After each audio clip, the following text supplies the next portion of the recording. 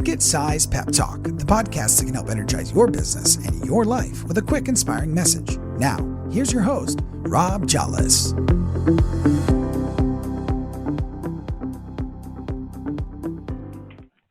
Well, welcome to Pocket Size Pep Talks.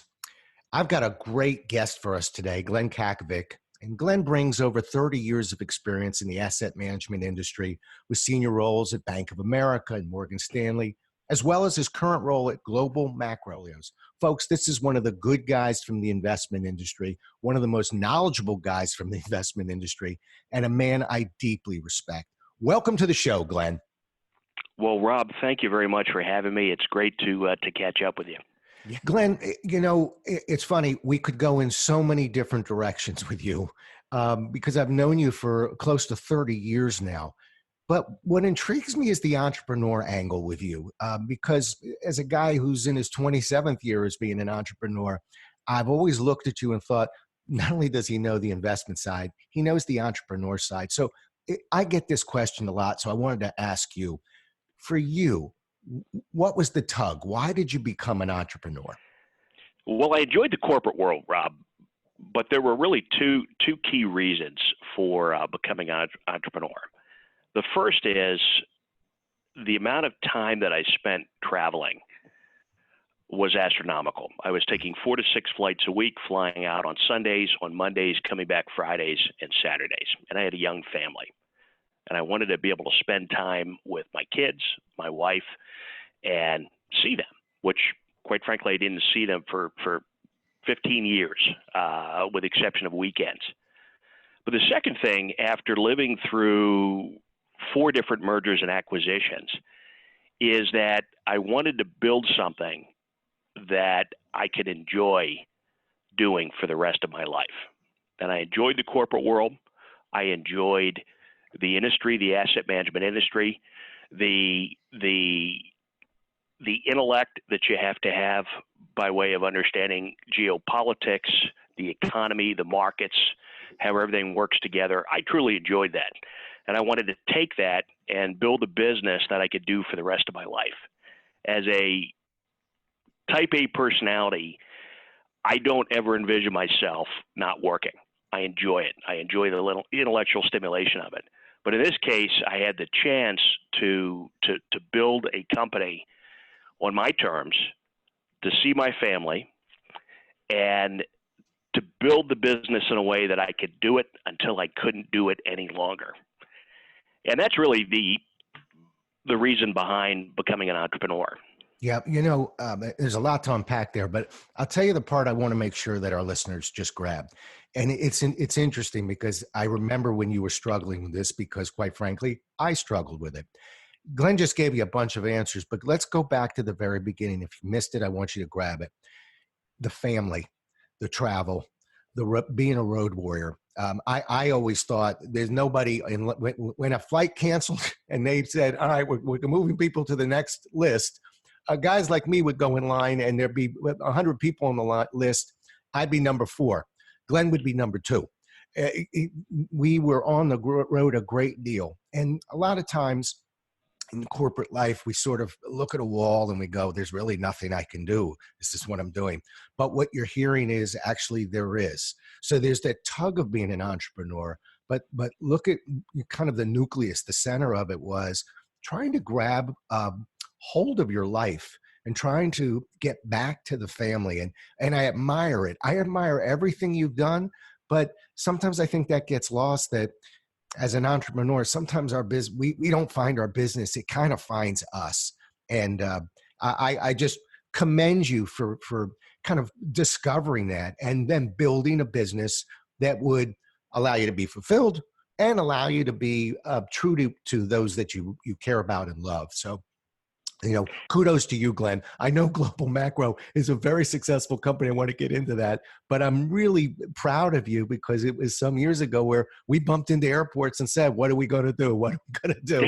And we did something, you know, so don't ever throw up your hands and say there's nothing you can do. You can, and well done. And you know, it's funny you say that. You know, I watched you do the exact same thing, and I watched you go through a checklist and determine whether you wanted to leave a big corporation to start your own business. And obviously, you were a huge success in what you did. But a lot of folks, and in fact, I had a meeting last night with a couple clients, and a lot of folks had said, isn't it easier being an entrepreneur? And the answer is no. You put just as much time in as an entrepreneur as was required in the corporate world. In fact, I'd even argue I probably put in a heck of a lot more time than I did before. And I put a lot of time in the corporate world. But it's the love of what you're doing. You have to find as an entrepreneur, and even with a career in the corporate world, you have to find a role or more importantly, an industry that you enjoy being in. Yeah. Because if you don't have that passion, it doesn't matter whether you're in the corporate world or an entrepreneur, you're just not going to be successful. You have to have that passion for what you're doing. Yeah, it's true. A lot of people come up to me and they say, I've always wanted to write a book. It's my desire and dream to write a book. And I go, okay, well, I might be able to help you. Now let's start with, what do you want to write about? They go, well, that I don't know yet. And I go, well, and it's the same with being an entrepreneur. I've dreamt of it. I want to be it. Okay, what's tugging at your gut? I'm not sure yet. Okay, well, it always really has to start there. And one other thing that I find, which was people come up and they go, oh, you're an entrepreneur. You're so lucky. You're out of that corporate life. No more bosses for you. And I said, no, actually, I don't have a boss anymore. I got about 63 bosses because every company that I work with, and I know for you, every client you work with, in a sense, is your boss. And so bad news for those who are running to be an entrepreneur thinking, I don't have to be ruled by a boss anymore. There are many wonderful assets to being an entrepreneur, but don't think for a second that you've now removed the boss from the picture. You got plenty of them. Wouldn't you agree? You are so right. There's always a boss. There is always a boss. And the difficulty, I think, with a lot of folks is that the vision of being an entrepreneur is easy. Yeah. And your life is easier. You've got less time that you've got to spend on a job. You can call the shots and do what you want. And it's just not the case. What is the case, and the great thing about being an entrepreneur is you can build what you want to build as long as you have got the drive and the ambition and the persistence to continue to put one foot in front of the other in building that business. And no one's an overnight success. I know we read about it in the news and we read about it, especially in this day and age of social media. You find out about somebody that was extremely successful with building a business. If you dig in behind it, what you find is all of the work, the effort that you had to put in to get to that point. Nobody is an overnight success. And if you are, you better look behind you because someone's going to take it away from you very quickly. Yeah, if it's that easy, they're going to be lining up right behind you. So you're absolutely. Absolutely.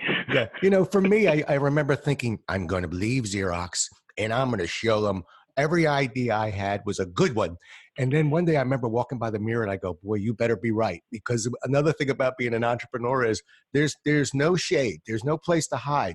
Yes, the good news is you're acting on your ideas. The bad news is if the idea doesn't work, you can't go, well, the corporation, I would have done it this way. All of a sudden, well, you're doing it that way. And how's it working for you? Hamina, hamina, hamina. So that was another very sobering piece for me of, you're going to have to live and die by those decisions that you told everybody if somebody would listen to you, they'd work. Well, you're on stage, let's roll. And, but that's, of course that will bring some anxiety, but that's the exciting part. Let's go to the skill set from you. What do you think it takes?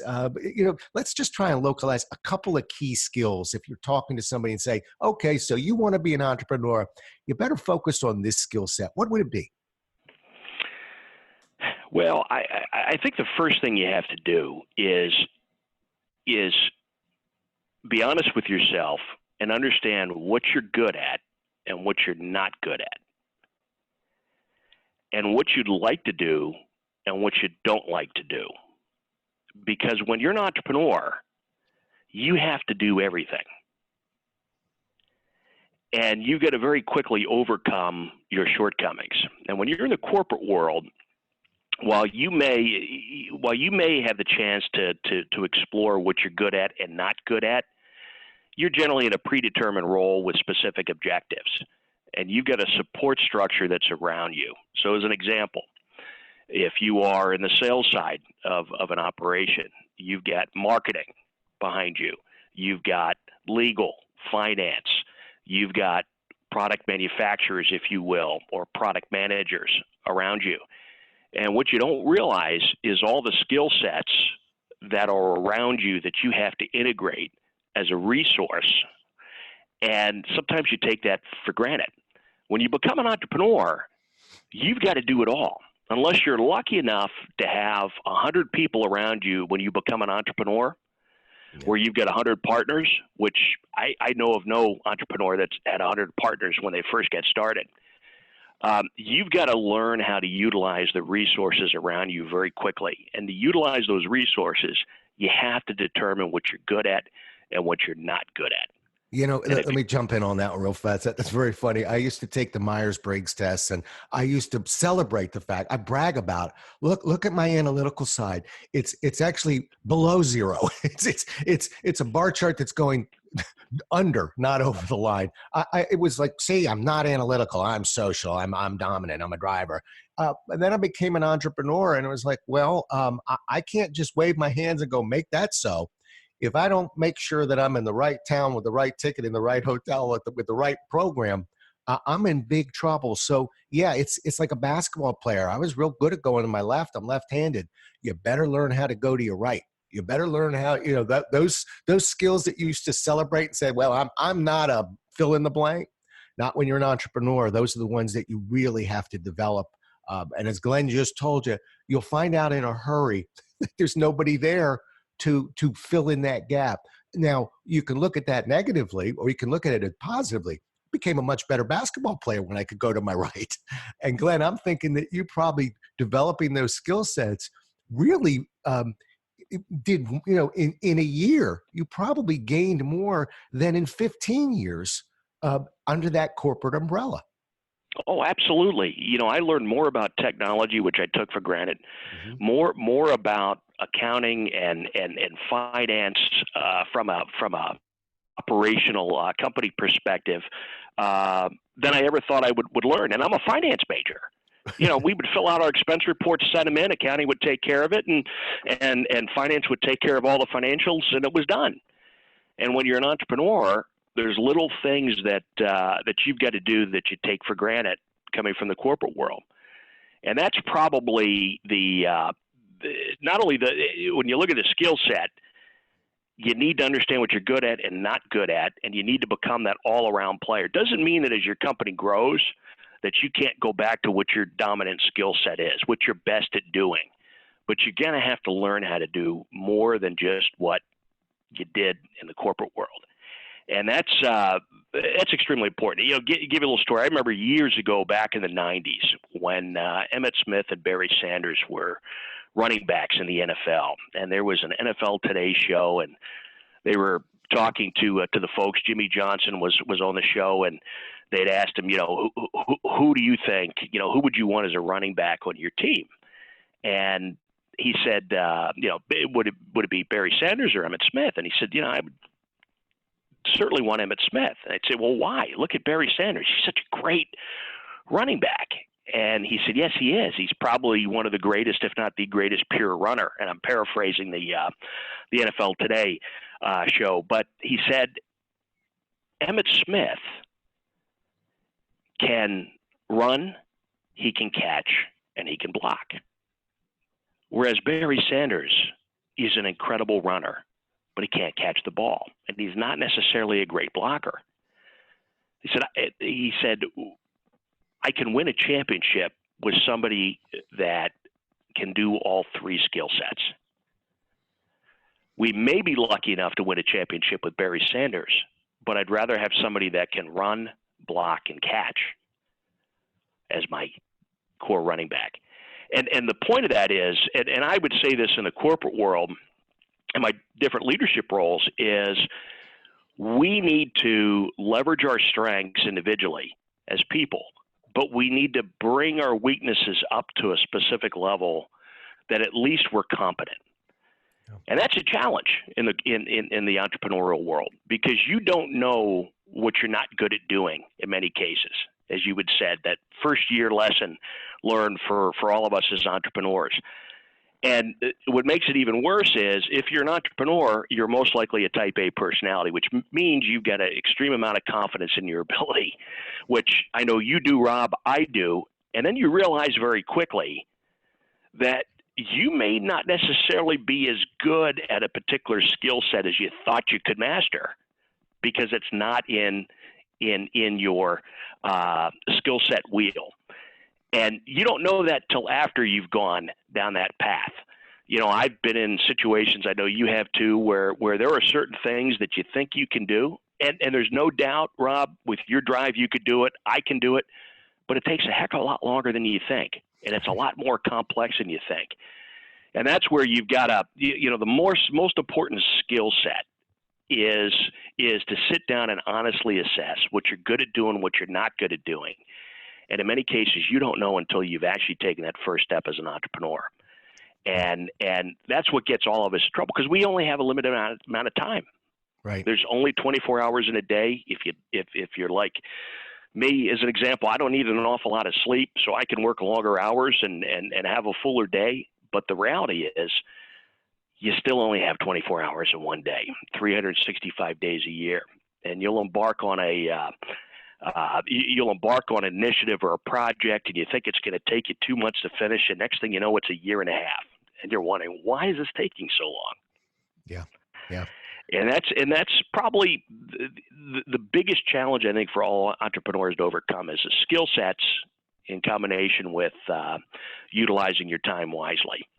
Yeah, doesn't mean there's not other skill sets that are needed, but yeah, that's just a fabulous point. And if I can interject, sometimes, remember, you might be what we call an unconscious incompetent, which means you may not be completely aware that the skill set you think is, running at an 8 might be running at a 6. And so I think, surrounding yourself, and I'm speaking entrepreneur to entrepreneur right now, what I learned was, don't be so sure you've got this thing right, and don't be afraid to reach out to those that you respect and that know a couple of things about your business or about where you're trying to be. Because I can tell you that when I came out of the gate as a corporate trainer on my own, I was lighting up the stages, and then I noticed that the evaluations were just kind of creeping down a bit, and I thought, well, they don't make audiences like they used to, because I know I'm not only good, I'm getting better. But what I did was I actually flew a Xerox trainer that I had a great deal of respect for. And I said, I just want eyeballs from the back of the room. And hear this symbolically, meaning for Glenn, who works with clients and works with investors, I want eyeballs on what's going on here, because I think I got it right, but I'm not afraid to get somebody to take a look under the hood. And when that individual looked under the hood, he said, I got it. He said, the good news is, you're so much more confident than I remember you. You've got this thing nailed.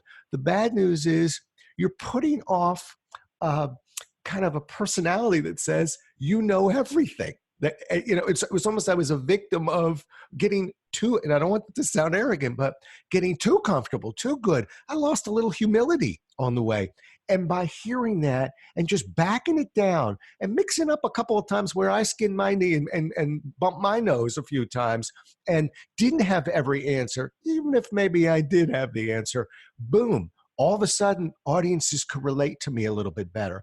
And so it's a classic example of learning that to never be afraid, no matter how strong you think you are as an entrepreneur, you've got to find somebody you respect, but to let somebody take a look at what you're doing, because I just don't see a negative to it. Oh, I think you're so right. And some of the points you made lead to really the second skill set, which is persistence. Mm-hmm. There is not an entrepreneur out there that isn't a success, if not for persistence.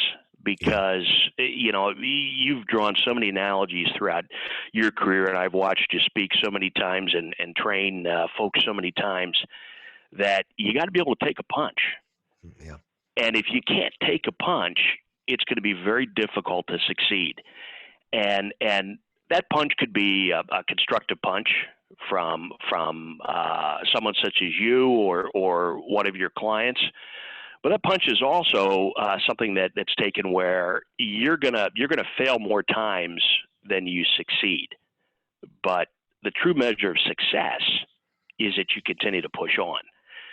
And if your idea is right, what you want to build is right, and it's needed, and you persist, you will ultimately find a way to not only build it, but to succeed.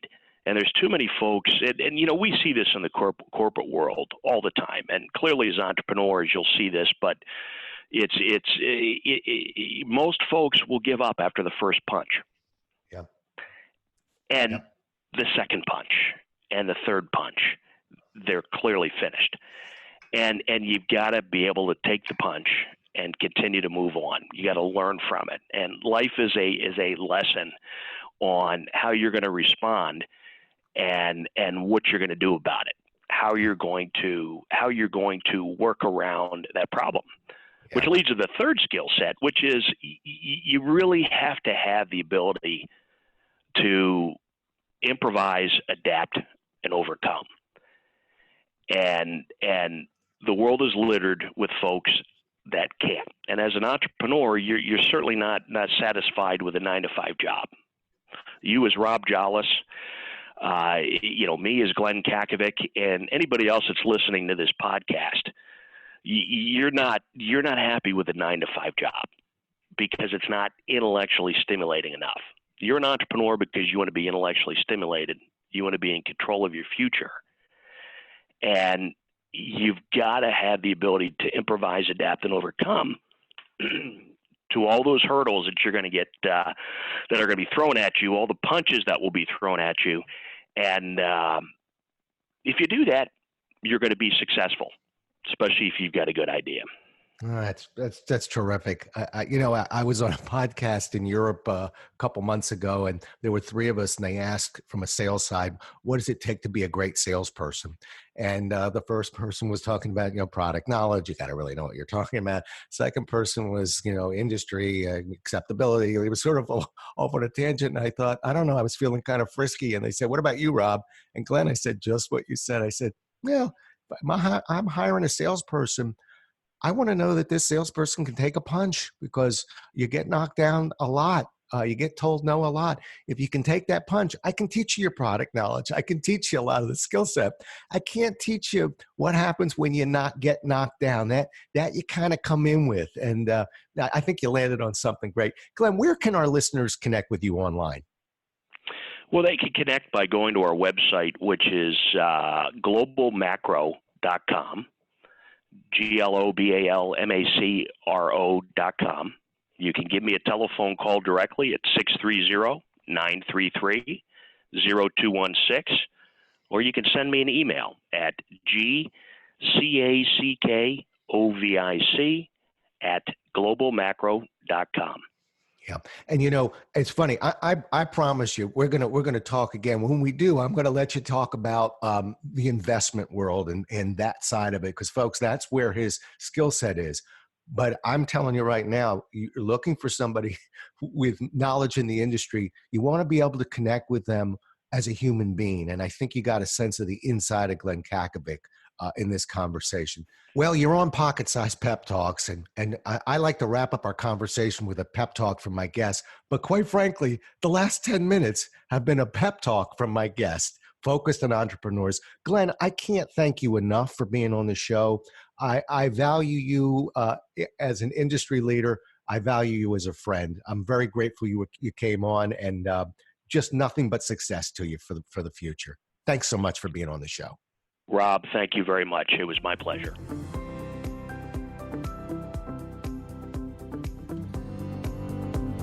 Thanks so much for listening. If you enjoyed today's show, please rate and recommend it on iTunes, Outcast, or wherever you get your podcasts. You can also get more information on this show and Rob at jolles.com.